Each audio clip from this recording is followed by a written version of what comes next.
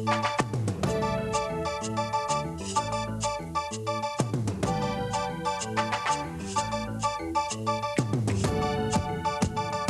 Newsmakers with Bruce Hogle. Tonight's guest is increasingly impressed by the degree to which so many men risk their lives, investments, and careers for an attractive woman's attention, especially her sexual favors. We find out why tonight from Dr. Warren Farrell, author of the well-known book, Why Men Are the Way They Are. Dr. Farrell tonight faces Mark Polishy of CFRN News and Wally West of Grant McEwen College. The Newsmakers begins right after these messages.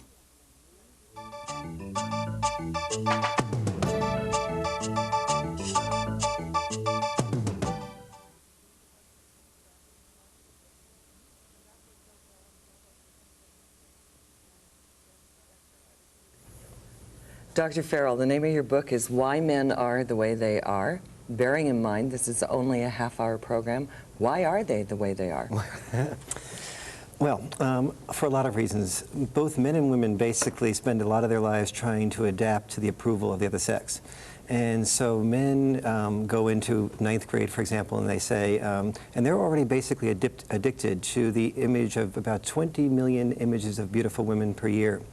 And so they start saying, who are these beautiful women paying attention to? They notice frequently they're paying attention to the ice hockey players, the jocks, the guys who are in one way or another successful. So one of the first lessons we learn is if we're successful, that success will be the best preventive medicine to avoid the cancer of rejection by not only women, but also our fathers, and that success in things like sports is just a metaphor for things like success as a lawyer or as a doctor, and that our mothers are usually very much more proud of us if we become a lawyer or a doctor than if we drop out of medical school and spend our time focused on intimacy. And so what are women doing while men are realizing that they have to be successful and whatever? What are the women thinking? What are they doing? Well, both sexes try to figure out how can I get as much power as I can. And so if we look at all the images in every single women's magazine, there's only one image of women, which is the beautiful woman, except for the before ads, of course, and the potential beautiful woman.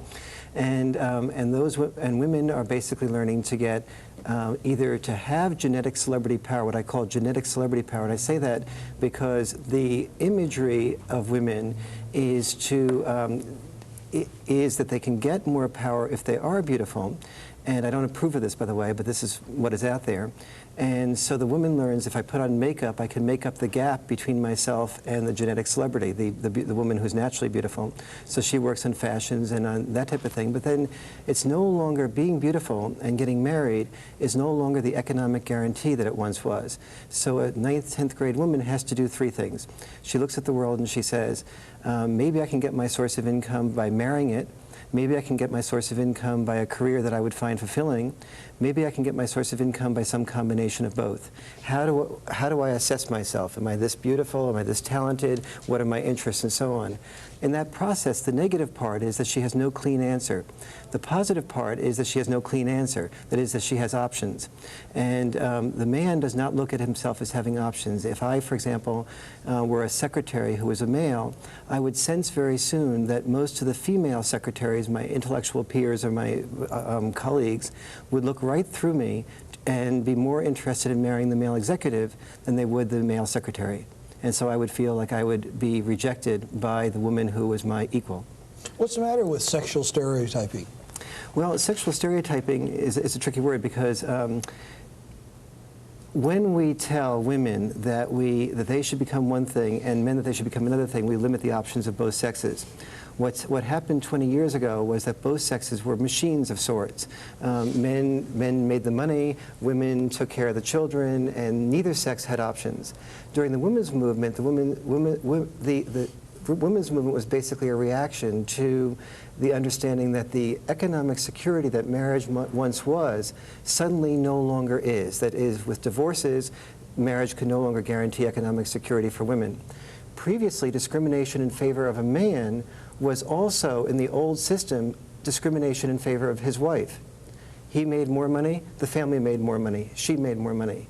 Now under the new system, she went from becoming his economic ally to his economic competitor, possibly, but also possibly his economic ally if they remain married. All right. The pendulum in the last 10 years has swung to the equal rights movement and feminism. Okay, we see a lot more press, the trends are all there, the statistics are all there. What's happened to the male? When is the pendulum going to come back the other way to give equality to men? Well, that's a good question, and we don't know the answer. The only thing that I can say is that what you're saying is accurate. What has happened in the last 15 years is that we have focused a magnifying glass, and I was part of this. I was on the board of directors of the National Organization for Women in New York City, and I went all around the world speaking about the importance of women's rights. And women were saying, you know, why are men such jerks? Why can't men listen? Why do men, why are men so preoccupied with sex? Why are they so preoccupied with success? Why can't they commit? And suddenly, all the books that were being written were books that were saying something good about women and something bad about men. Books like Smart Women, We're Smart, Men Are Foolish Choices. Men are Peter Pans if they don't commit to getting married to us. Men who hate women. We are women who love them. Women do have one problem, though, which is that they love too much. Men have a problem, which is that they can't love enough. And so all of those things were basically saying to men, if you read something called a self-improvement book, you'll find out whether you're foolish choice A or foolish choice B. And this was not too great an incentive for the average man. This is just narrowing the focus, basically. Yes, exactly. And what it really was a reflection of was the hurt that happened. When either sex is rejected, they turn the other sex into an object. When men are rejected at approximately 150 times between eye contact and sexual contact the first time around. The way we handle that rejection is we turn women into objects, hence pornography. When women were rejected from their fantasy of having marriage be economic security for a lifetime, and that system broke down, they turned men into objects. Hence, romance novels increased in sales from 1970 to 1980 among harlequin romances alone to such a great degree that harlequin romances had a 20,000% increase in profits, to the point that now 25 million women read an average of 10 romance novels a month. The core centerfold of the romance novel is the hero is a success object. It's female pornography. In male pornography, it's a sex object. Surely, if you've read Harlequin, you know that there's certainly nothing sexually explicit in a Harlequin romance. Oh yes, it's fantasy. Precisely what you're talking about. That pornography is the objectification of somebody by whom you feel rejected, to give you access to what you were rejected by. So, for example, the man, I'll paste that out, the man is rejected by the beautiful woman he feels. He doesn't have the access to her that he'd like. So he turns her into an object, makes her, the sex object gives him access to the beautiful woman without fear of rejection. The woman would ideally like to be able to marry the successful man.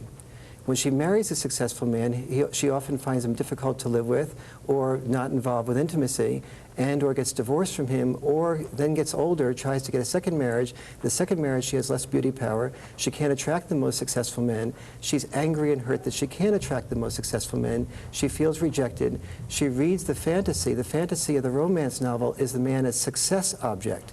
That's the porn. The desire, the fantasy is to have access to the success object without fear of rejection. Where does Jessica Hahn fit in out all of this in 1987, in this scenario you've just pointed out? Is she being exploited? Is it porn for the magazine she is currently appearing in, or is she exploiting individuals herself?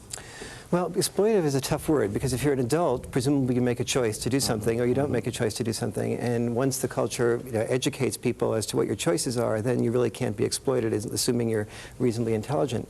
But the fascinating thing, I think, is people like Jimmy Bakker and Gary Hart, they're really all the same thing. They're all heroes. And the man learns that in whatever form we become a hero, we will be attracted to the beautiful woman.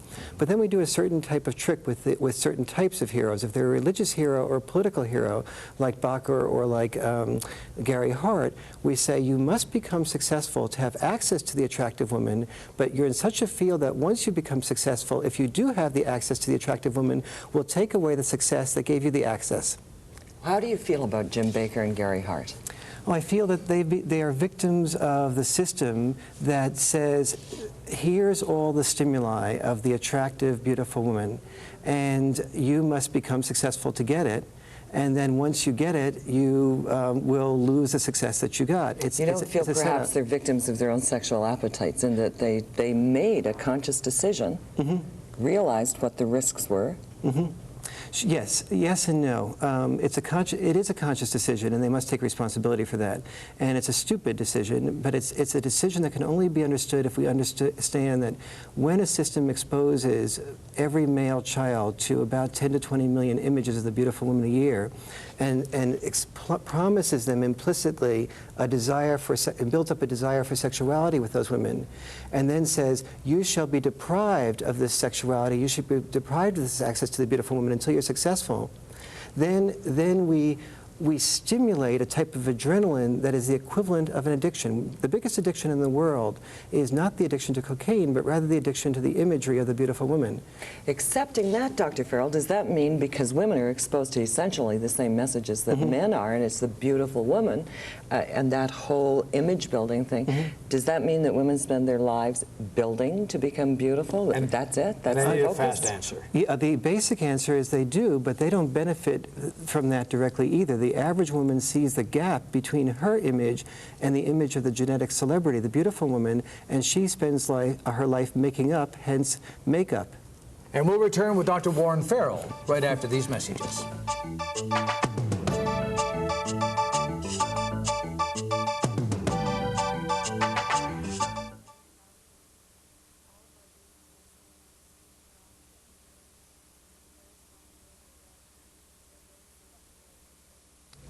Dr. Farrell, is the feminist movement bringing about the downfall of the North American society as we know it today?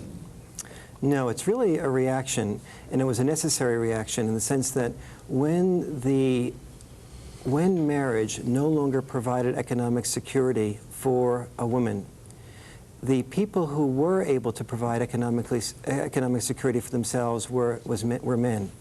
And so women had to start making the workplace look good to women, just like we had made the workplace look good to men in calling it things like power.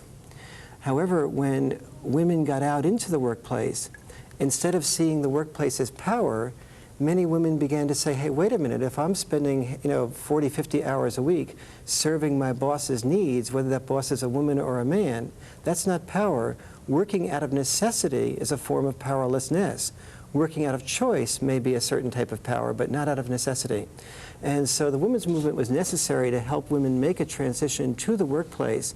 However, the women's movement has become distorted by blaming a great deal on men, as opposed to understanding that both sexes were machines that were caught up in men working and providing economic security for women. Women were children-raising machines and house-making machines.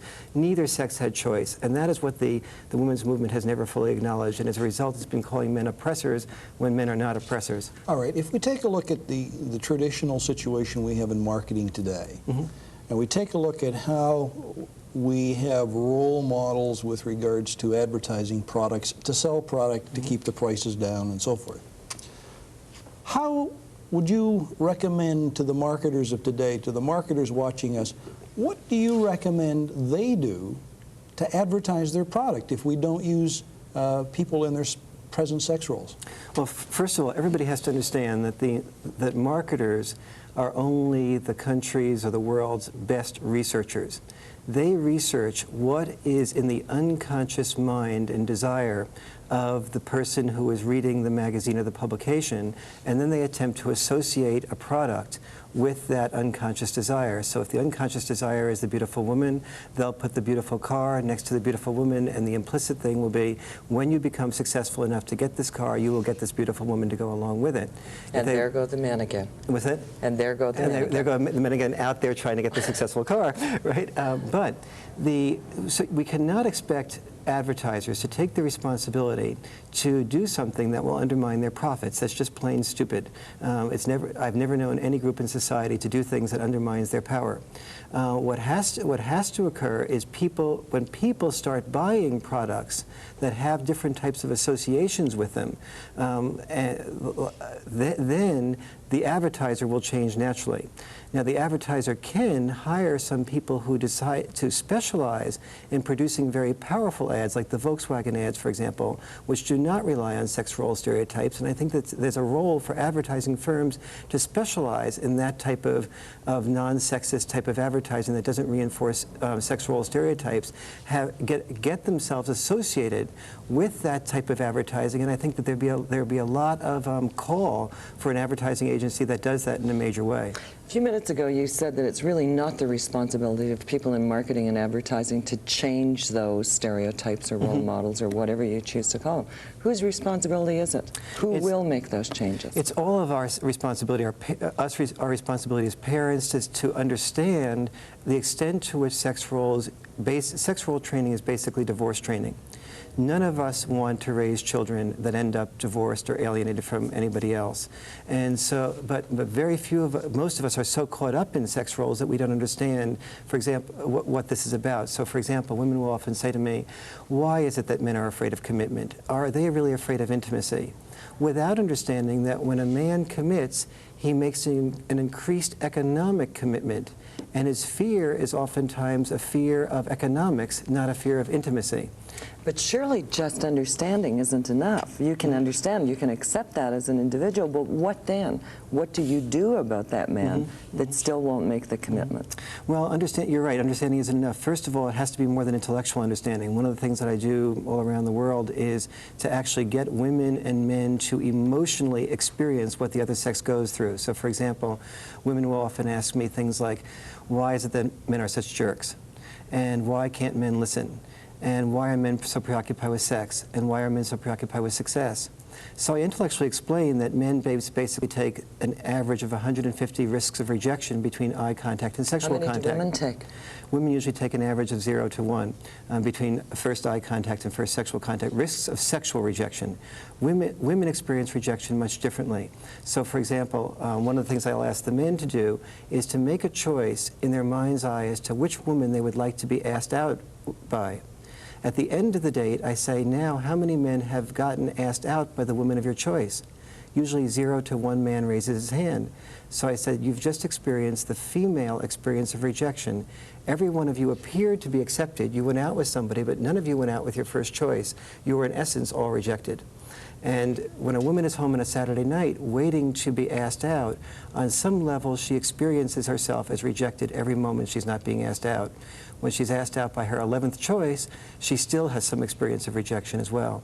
But on the sexual rejection level, men experience that much more directly. Very few women reach over to kiss a man for the first time, touch his genitals for the first time, or whatever. Those are usually not the prerogative of men, but the burden of men. Yeah, but the telephone is there. There's nothing that says the female can't phone up and ask somebody else out, male or female, to a supper, to a show. So it sounds like a big to-do here, as if the poor little female is by herself. I mean, there's the phone right there, right, you know, she gets off the couch, turns off the TV, there it is. Precisely. If I called you up after a date and I said, you know, I finally gave my body to my woman friend, and every time after I didn't give my body to her, she used to call me up the next day. Now, last night I gave her my body, and guess what? She didn't call me up. What do I do, Bruce? And you'd say, what type of jerk are you? Pick up the phone and call her. But a woman says to her woman friend, oh, what a jerk he is for not calling you. And there is the underlying assumption. The underlying assumption is... somehow a line, though? I feel I have to interject here on behalf of womankind for no other reason. Is that somehow or other related to that lack of commitment, to that not being able to commit to something? And so you've spent the night with somebody and the next day you have to. Okay. Because you're afraid of that commitment, you have to back off. You have to divorce yourself or remove yourself from it. It's a different experience for men and women. Before a woman goes to bed with a man, ideally she'd like, I talk in Why Men Are the Way They Are, about 9 conditions met.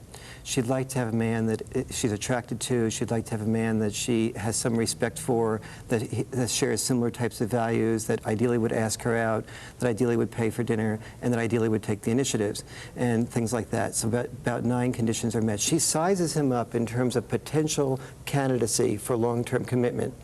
Let's say a man goes out with a woman. During the process of, the second he asks her out, he knows he would like to be sexual with her. But he doesn't know whether or not he'd like to have a long-term relationship with her until he gets to know her. as he's out and would like to be sexual with her, he may learn that this is not the type of woman who has the type of values that I would like. But because he's been out 2 or 3 times with her, they're about on the verge to be sexual, so he doesn't say, I'm sorry, but you don't have the same type of values that I would like for a long-term commitment. I would like to not be sexual with you. He goes ahead and he becomes sexual with her anyway. So the following morning, he fears calling, because if he calls, he's implying to the woman that he would like a longer-term relationship with a woman he's already made an internal... So he's scared of commitment. No, he's not scared of commitment. He wants commitment, but he's scared of commitment to her because he doesn't want commitment to her. So you're telling me, if I'm understanding you correctly, the prime motivation in any situation when a man approaches a woman is it is initially sexual attraction? Not quite prime. I'm saying that one thing he knows is that he's interested in her sexually. His ultimate desire, like all human beings, is to be understood and to be loved. He knows he's interested in her sexually. He's trying to find out whether or not he can be loved by her. The fact that he doesn't call her the following morning means that now that sex is guaranteed, it's not his prime interest, sex. Because if his prime interest was sex, he'd call for more sex. And we'll return with Dr. Warren Farrell right after these messages.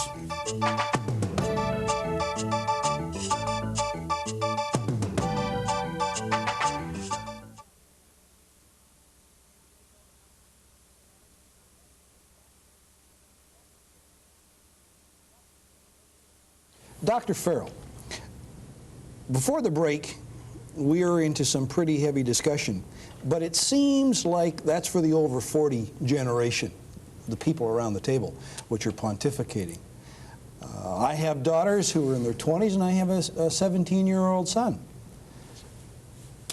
Girls constantly call the household today. Mm-hmm. My generation wasn't that way. Mm-hmm. Are the trends there saying that the younger generation of today, okay, are they different than us? Answer is, in some ways yes, and in some ways no. Girls during high school or junior high school will call to a much greater extent than before. But even when the girl calls, very rarely does she risk the first kiss, the first genital touching. The 150 risks of sexual rejection are still up to the male. Secondly, when the younger girl and boy get married and they begin to contemplate children, up until they contemplate children, oftentimes they have their own independent careers, they treat each other like equals. Then they start saying to themselves, well, the woman says, I would like 3 options, basically. I'd like the option to continue working full-time. I'd like the option of devoting time to the children.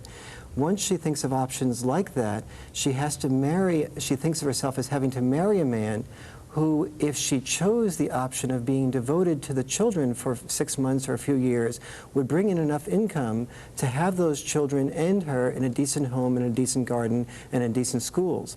So she ends up having to marry up. The man gets the signal that he'll be rejected unless he is the up. And so he returns to focusing on his success and his career, making him develop some of the personality characteristics that make him successful at work, but oftentimes do not make him as successful at home. And so that continues, the man getting the message that I basically still will only be loved by my parents, by my mother, by women, if I am fairly successful.